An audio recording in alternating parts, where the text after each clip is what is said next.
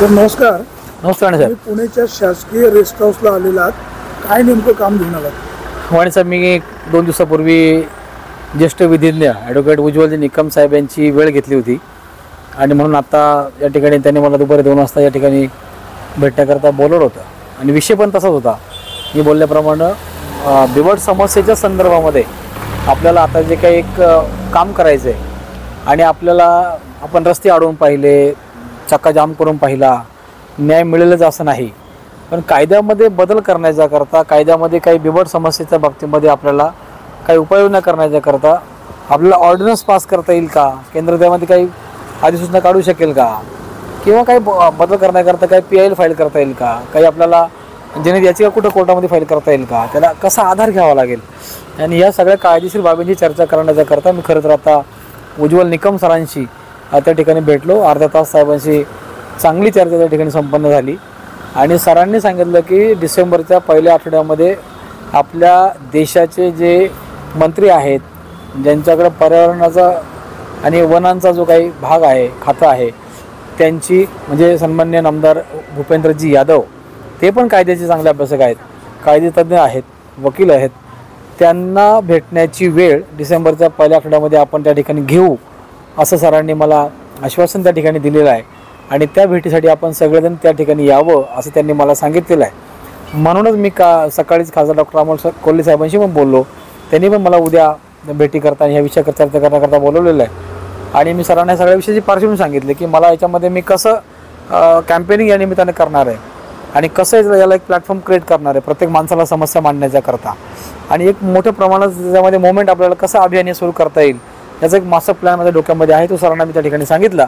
सरांना तो खूप आवडला आणि त्या मार्गाने गेलो तर नक्कीच त्या कायद्याचा बदलाच्या अनुषंगाने म्हणा किंवा काही उपाययोजनाच्या अनुषंगाने म्हणा केंद्र आणि राज्य सरकारला उपाययोजना करण्याच्या करता भाग पाडलं जाईल अशी परिस्थिती निर्माण होऊ शकते असा विश्वास माझ्या मनामध्ये आहे. म्हणून त्या ठिकाणी सरांना आता भेटलो आणि मला वाटतं मी उद्या परवा या तालुक्याचे सन्मान्य आमदार म्हणजे माझे आमदार अतुल शेठ बेनके साहेब असतील, आता विद्यमान आमदार शरद सोनवणे असतील किंवा आशाताई असतील, हे सगळ्यांना मी त्या ठिकाणी भेटून डिसेंबरच्या महिन्यामध्ये आपल्याला दिल्लीमध्ये केंद्रीय मंत्र्यांची भेट घेण्याकरता जायचं आहे. या निमित्तानं मी त्यांच्या जाऊन विनंती करणार आहे आणि मला वाटतं ते सगळेजण राजकारणाच्या पलीकडे जाऊन ह्या विषयाचा जो काही विचार आहे ते करतील आणि आपल्याला असं पुढे जाता येईल. म्हणून या ठिकाणी आत्ता मी उज्ज्वल निकम साहेबांची भेट घेतलेली आहे. डिसेंबरच्या पहिल्या आठवड्यामध्ये तारीख मिळाली, अधिवेशनाचा कालावधी असणार, त्यामुळे मंत्री त्या ठिकाणी भेटतील.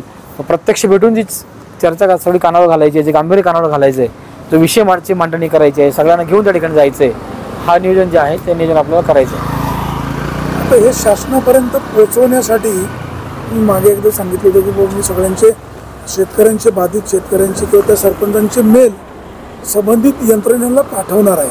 असं पुढे काय त्याच्या बाबतीत मी पत्रकार परिषद घेऊन तो आणखी चांगलं सांगणार आहे. पण आता तुम्हाला थोडंसं त्या निमित्तानं सांगतो. माझं आता त्या IT डिपार्टमेंटचा जो काही आमचे जे लोक आहेत त्यांना मी ते काम त्या ठिकाणी दिलं असल्यामुळं मग एक ॲप डेव्हलप जे त्या ठिकाणी करतो आहे, ज्याच्यामधून तुम्हाला तुमचा आवाज केंद्रातला म्हणजे राष्ट्रपती, भारत सरकार, पंतप्रधान, त्या खात्याचे मंत्री असतील, त्यानंतर आपले मुख्यमंत्री असतील, राज्यपाल असतील, विरोधी पक्षनेता लोकसभेचे असतील, या सगळ्यांना तो विषय आपण व्यवस्थितरित्या प्रत्येकाला आपल्या मोबाईलमधून आपली समस्या थेट त्यांना पाठवण्याकरता त्या ठिकाणी एक प्लॅटफॉर्म आपण क्रिएट करून देतो आहे. त्याचं लॉन्चिंग काहीच्या काळामध्ये आता मी करतो आहे.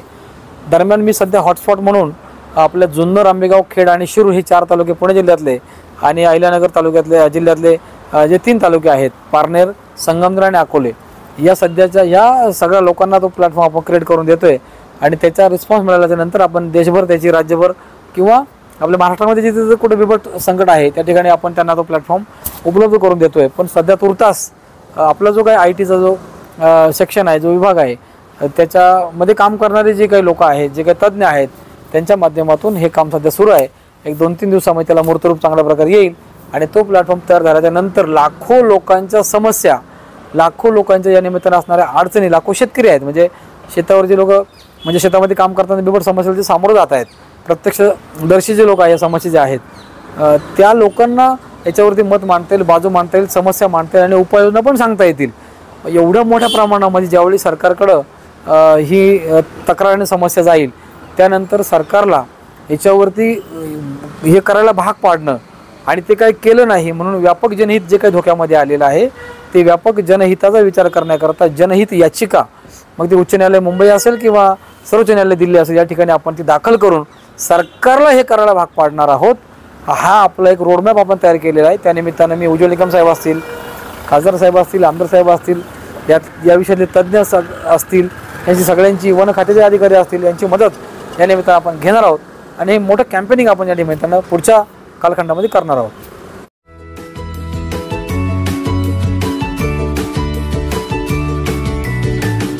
बातम्या शेतीच्या, बातम्या मातीच्या, बातम्या अन्यायाच्या, गुन्हेगारीच्या,